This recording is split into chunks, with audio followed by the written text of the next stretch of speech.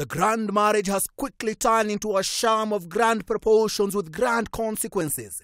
Efforts, locally and internationally, have failed to find a solution. Indeed, every marriage has its ups and downs, and one of the biggest causes is chalked down to relations, of the physical kind.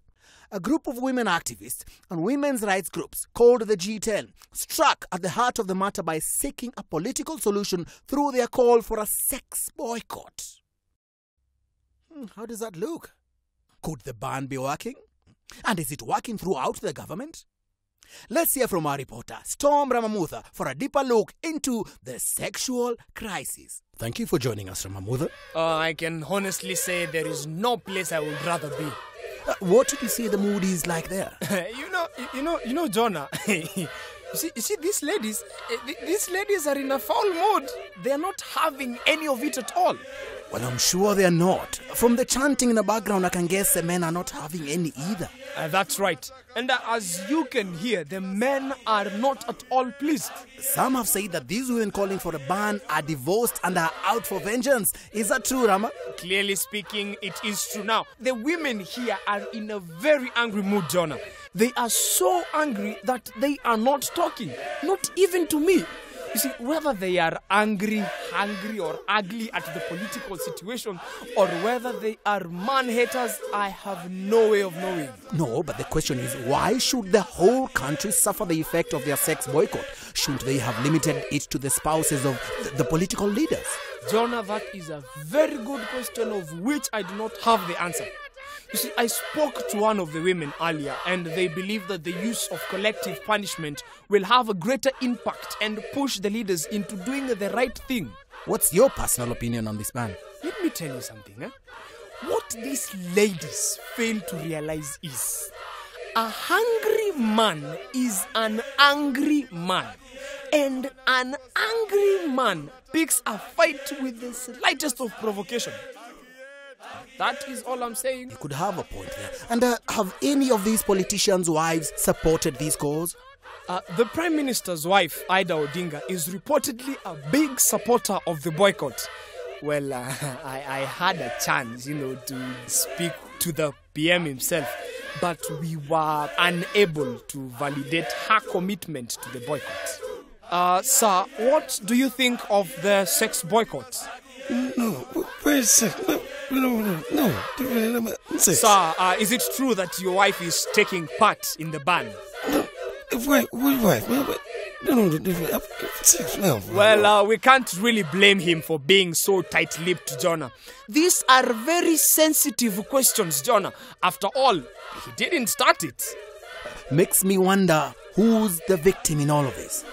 The First Lady and her press secretary declined to comment on the matter, jointly and severally, but we managed to catch up with His Excellency the President as he enjoyed a round of golf, during one of his usual breaks. Excuse me, sir. So what do you think of the sex boycott? Boycott gani? Hapana. Ati unaona sasa wewe ndio clever sana. No. Ati sasa wewe ndio. No. Ati wewe ndio clever. Hapana, no. There you have it, Jonah, the president himself.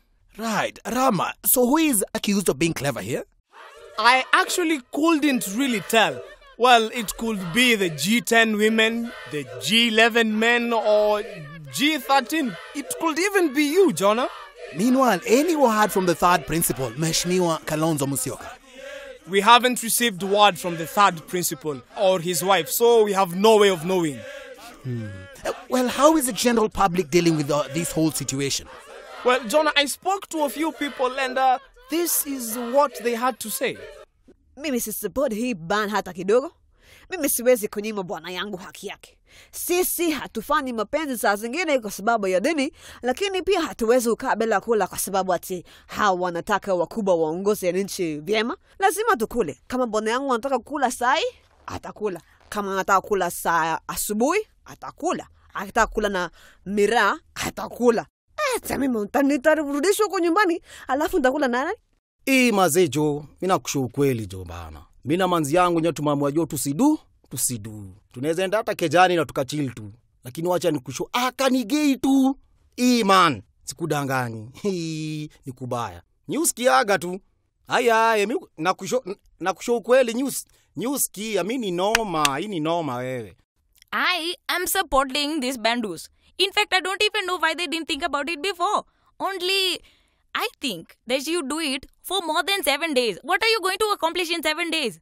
I did it for 1 day and I got saris for a year. Now, if you do it for 6 months, I'm telling you the world will change. So, instead of 6 months, do it for a whole year.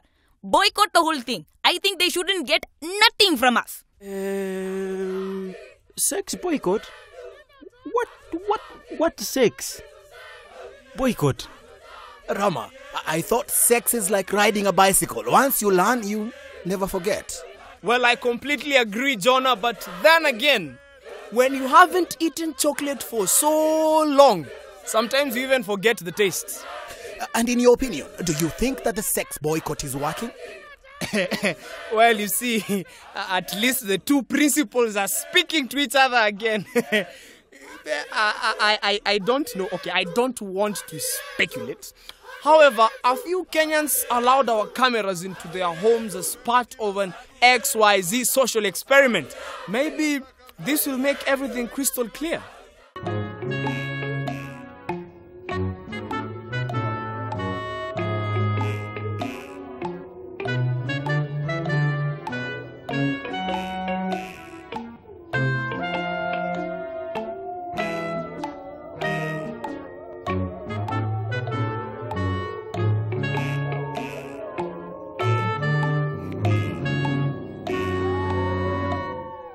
Well, that's really something, isn't it? But that still doesn't answer my question.